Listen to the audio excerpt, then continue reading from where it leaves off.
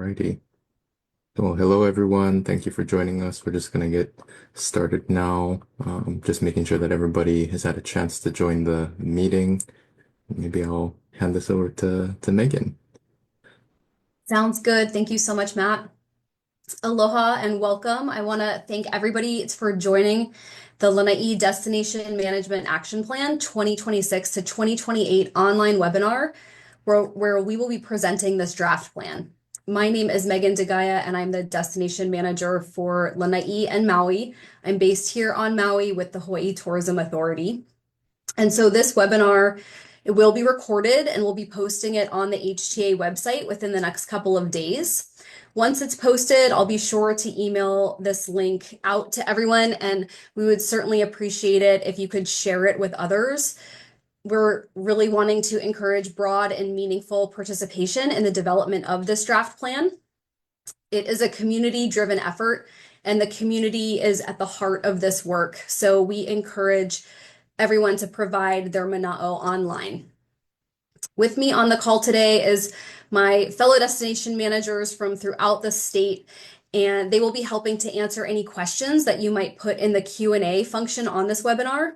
And I'd also like to specifically introduce Matt Sueda, who you've already met. He is the destination manager for the island of Hawaii, and he will be helping me to present the slides this evening. Also on the call is Dr. Brandon Fairchild from Ward Research. They have been our partner throughout the development of this plan. I'm sure you recognize him. They have been with us at the community meetings and also working very intensely throughout this drafting phase. He and his team have done an excellent job, and we're very thankful. And of course, we want to thank everyone who joined our community input sessions over the summer and in the fall, and for those who came out to the Lanai Saturday Market on January 24th to learn about the actions within this plan. We heard you, we heard your mana'o, and we think that you will see this reflected in the actions that we'll be sharing with you tonight. So again, if you have any questions, please pop them into the Q&A function and we'll be sure to respond. Next slide, please. Thank you, Matt. So today we'll be talking about the purpose of destination management, the focus of this new DMAP, including the principles and the frameworks that we've applied to this statewide initiative. From there, we'll bring our attention to the management actions outlined in this plan for Lanai. We'll go over those with a good measure of detail so that you have a really clear idea about what each draft action actually looks like. Now, the full draft of the DMAP is on the HTA website, and at the end of this presentation, we'll have a QR code on where you find that. The comment period will be open through March 2nd, and it will close just before midnight on that Monday. So please provide your feedback. You can put in your questions, your comments directly onto the plan. Your comments will be hidden from the public view, but we will be able to see them and register them on the back end. And so at the very end of this webinar, we'll also talk about what happens next after that comment period closes. Next slide, please. Okay, so why we're here tonight. Over the course of the next several slides, we will be going to be explaining what the DMAP process has been. We'll also be walking through what the plan is, simply in plain language. And we'll also, again, we'll be sharing how you, the community, can get involved. Next slide. So HTA is the official state agency that manages tourism in Hawaii. And we have been directed by law to lead destination management to improve natural and cultural resources that are valued by all of us as residents and also by our visitors who come here. The Destination Management Action Plan is one of the ways that HTA seeks to fulfill this law, this mandate of ours. So these are the opportunity. It's really a bridge between the visitor industry and our local communities and across a variety of sectors. These plans are a collaboration of community, industry, and government to provide input on all of the impacts that we see tourism has on our beloved home. These are broad-based collaborative actions to address these impacts. And again, like I mentioned, HTA conducting destination management was codified in the Hawaii revised statutes, specifically to improve resources and provide net benefits. So the focus with destination management and these DMAPs is really to ensure that tourism is giving back more than it takes. Next slide.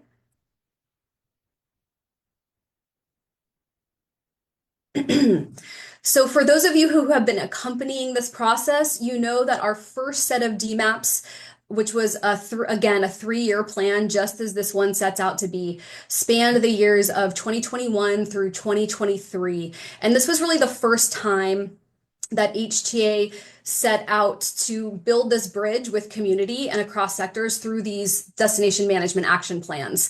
At the time, coming out of COVID, the intention of the plan was to rebuild, reset, and redefine the direction of tourism over this 3-year period. So just like we're doing now, we convened and received mana'o from community organizations and government just across different sectors, the visitor industry, of course, bringing people together, just as we're doing again in this second iteration of the plans, to come up with solutions in this vein. We certainly learned a lot from the first DMAP, and we're now able to apply what we've learned for an even better, more improved process. The directive that we received from the legislature is that these new DMAPs ought to focus on hotspots, so meaning areas with high visitor density, and for us to have site-specific actions meant to address the impacts from tourism on these hotspots. Next slide, please.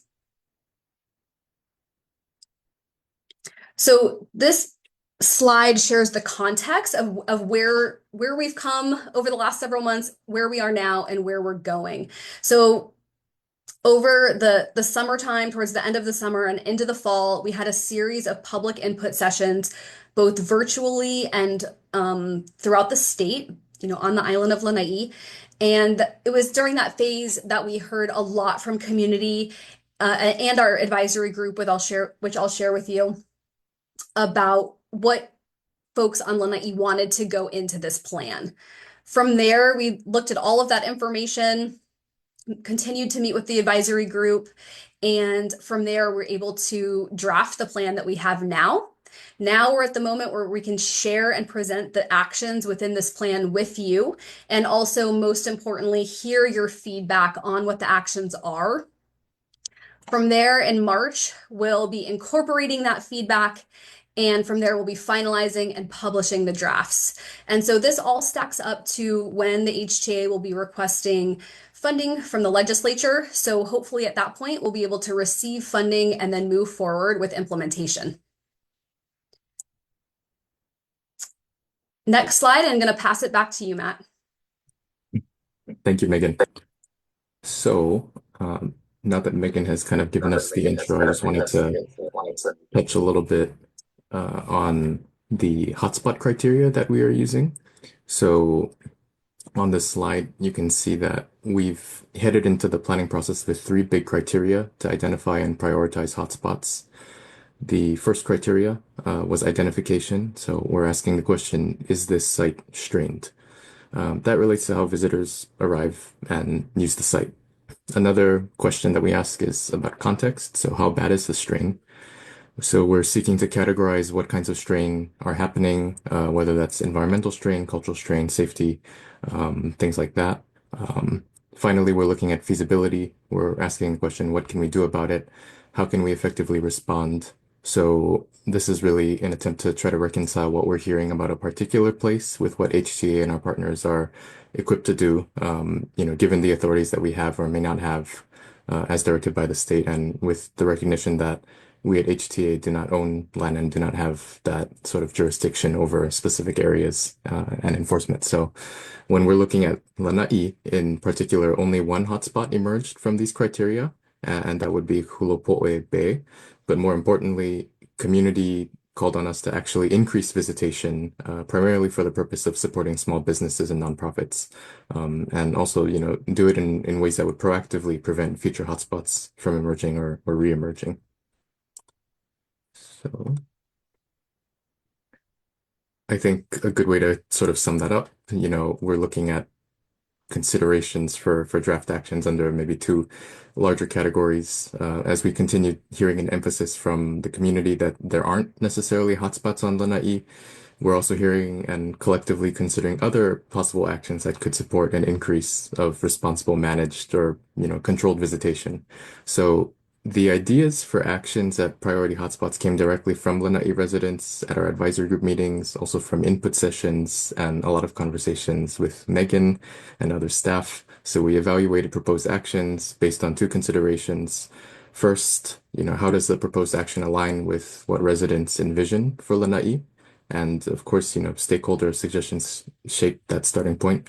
Second, what can HT ourselves, or with our sister state and county agencies, community partners, what can we reasonably accomplish through 3 years of the plan? The actions that you'll see, they are directly tied to place-based concerns raised by residents, and they're designed to support the local economy while thoughtfully providing or preventing potential strain. And I will pass it back to Megan here. You. So since the DMAPs started in 2021, you've been hearing me mention how the DMAP serves as a historic bridge between our visitor industry and local community. And one of the clearest examples of this is through the DMAP advisory group. So we'd like to recognize and thank the 14 members on this current Lanai DMAP advisory group. These are residents representing various sectors on the island. And if you're wondering why you're not seeing certain key community groups represented here, I want to mention that we had invited many more to join this effort in order to make this as inclusive a process as possible. We also recognize that it's a very big commitment, and we are so thankful to the members who agreed to join, including a big mahalo to our government partner, the County of Maui. The advisory group you see here has been giving their time, providing much mana'o and overall informing and guiding this process and this draft over the last several months and meetings together. It really is a community-driven initiative. Next slide. So what did we hear from the advisory group? What have we been hearing from the community? Well, we heard that management should be proactive, taking what we know about past trends, such as a tendency for visitors to stay at Hulapo'e Bay when they're coming over on the ferry, meaning not venturing up to Lanai City for lunch and shopping, and hearing that the need to create systems that will easily educate and channel visitors to other parts of the island where they're welcome to visit responsibly and essentially patronize. So with this in mind, transportation rather has emerged as an important linchpin. From both the perspective of economic vitality and also site protection, we heard that improving ferry schedules, shuttles to town, and managed access to cultural and conservation areas is key. We also heard that stewardship capacity continues to be limited on Lanai. Often areas where cleanups could take place or ecological restoration could happen. These are often located in areas that are highly remote, down rough roads and without bathrooms or even other structures. So we've heard that while conservation and cultural teams are expanding restoration efforts and infrastructure closer to town, which is great, regularly scheduled volunteer days aren't yet a possibility. And this was something that we encountered shortly after the Malama Lanai day trip that the first DMAP had piloted. Next slide. We've been consistently hearing about the importance of outcome-based planning from the Lanai community, meaning that the HTA needs to come up with and define measurable outcomes instead of having vague process goals. The DMAP audit urged us to do the same. And admittedly, the first DMAP was a solutions-based plan that was quite broad. You'll see in this new draft DMAP that there are clear timelines outlined for implementation across the upcoming fiscal years, as well as clear outcomes and deliverables are articulated. We also heard a recognition from community of the two very different types of visitors. So of course, there's resort guests and then there's independent day trippers. When it comes to the actions within this plan, community made it clear that, we need to be taking both of these things into consideration. Next slide, please.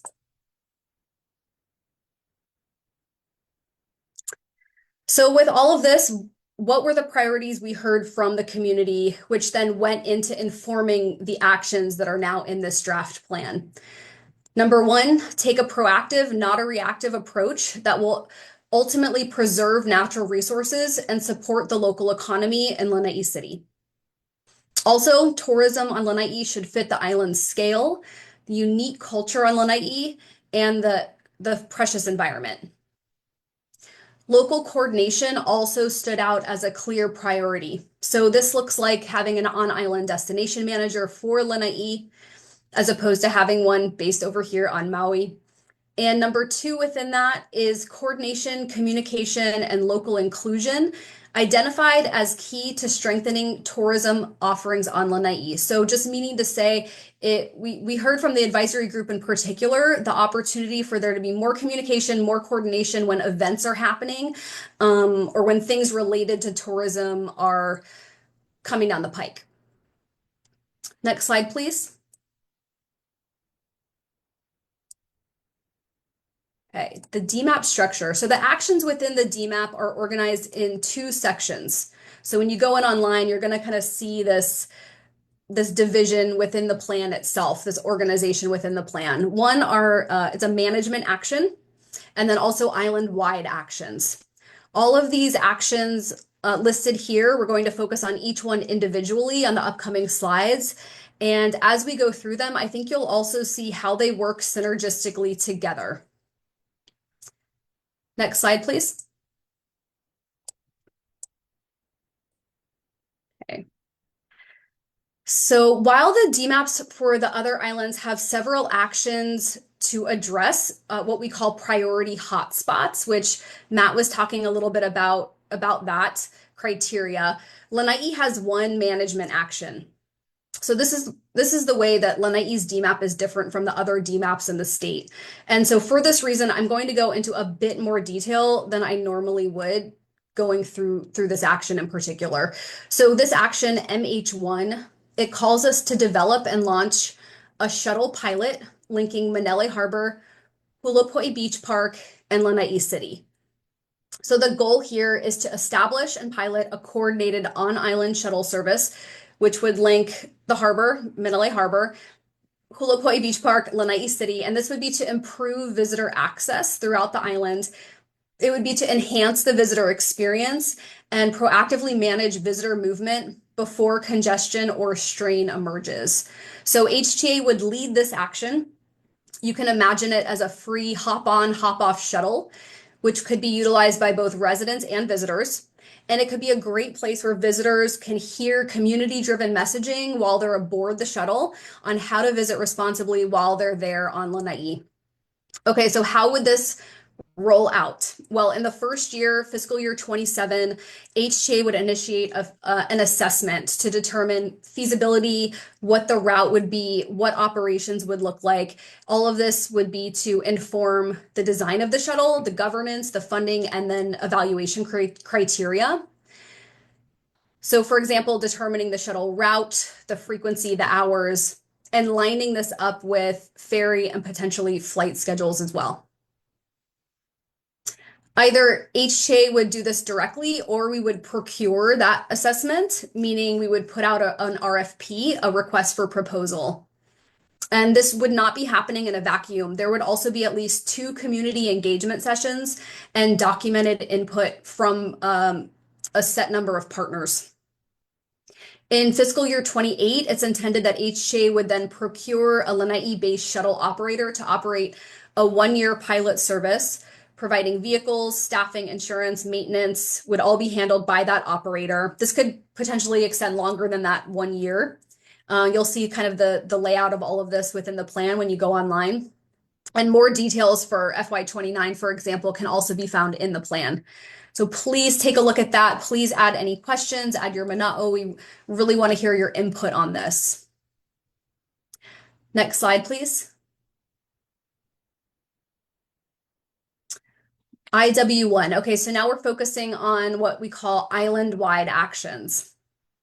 This calls us to procure an on-island destination management support services for Lanai. So we've been hearing from the Lanai community for years, even during the first DMAP, about the necessity of having an on-island destination manager. We recognize just how important this is, and I'd like to put it in context that the HTA had requested a Lanai destination manager position from the legislature when our positions were being approved. And at the time, it was not approved. So to be clear that this would be a contract position, not an HTA employee, but for all other intents and purposes, this person would be implementing the Lanai DMAP, providing sustained engagement with Lanai residents, which is exactly the kind of relationship building that can only take place when the destination manager lives on the island. And of course, providing the place-based insights that will guarantee the success of this work. Next slide, please. Okay, IW2, run a targeted micro campaign for values aligned travelers and Kama'aina. So the goal here is to create a promotional campaign that will increase awareness about Lanai with with visitors who will resonate with the very unique culture on Lanai and will also resonate with Kama'aina.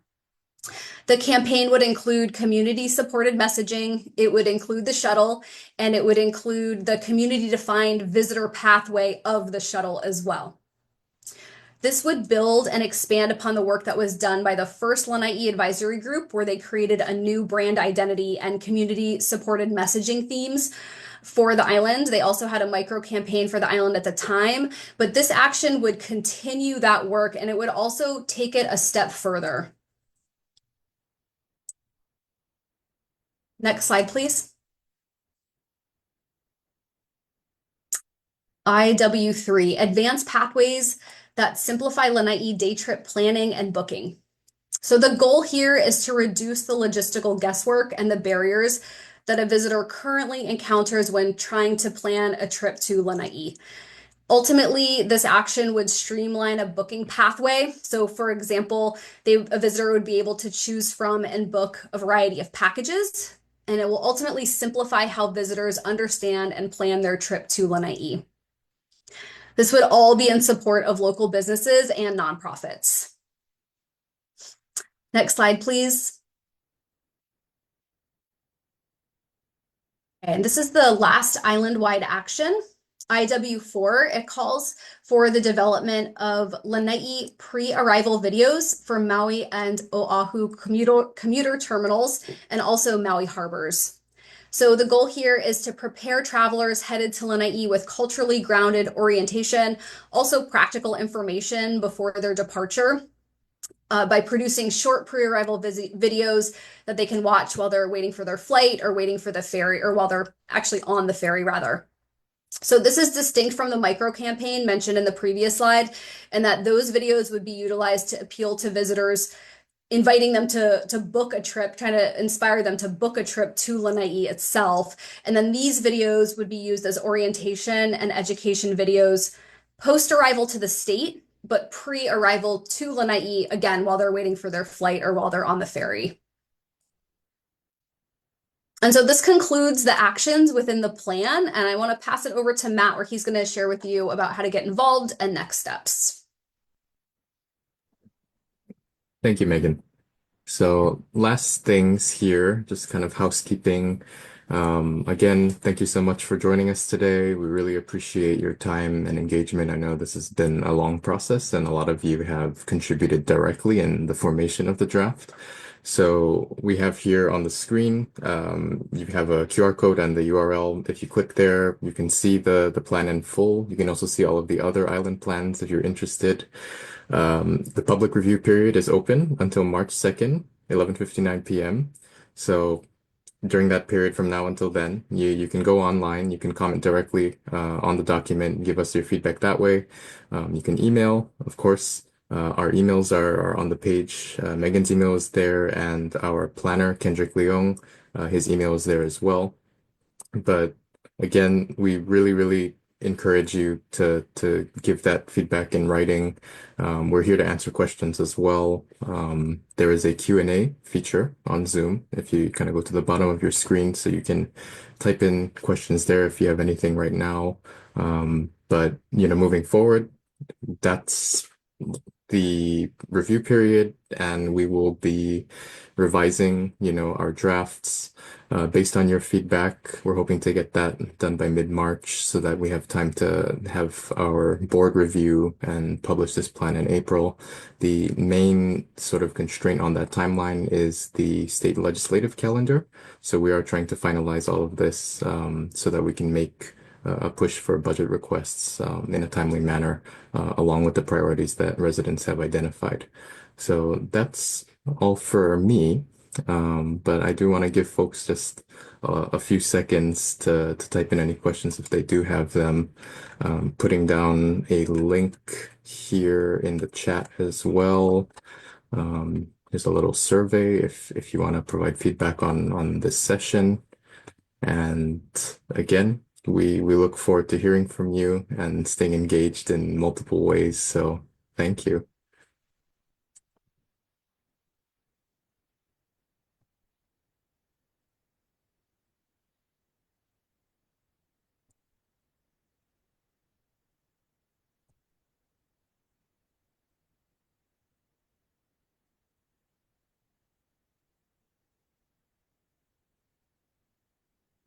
Okay.